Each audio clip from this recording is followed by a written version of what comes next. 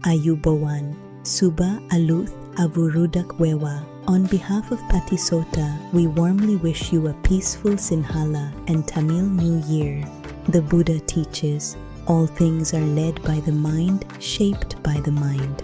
This new year, let us remember that real change begins within. Let this year be one where we choose patience over reaction, kindness over harshness, and understanding over judgment. We are our own refuge.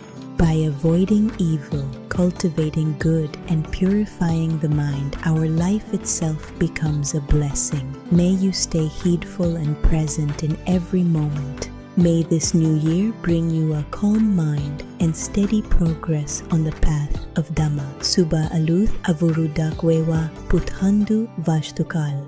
This wish is from Patisota Team on behalf of Bante Dr. Chandama.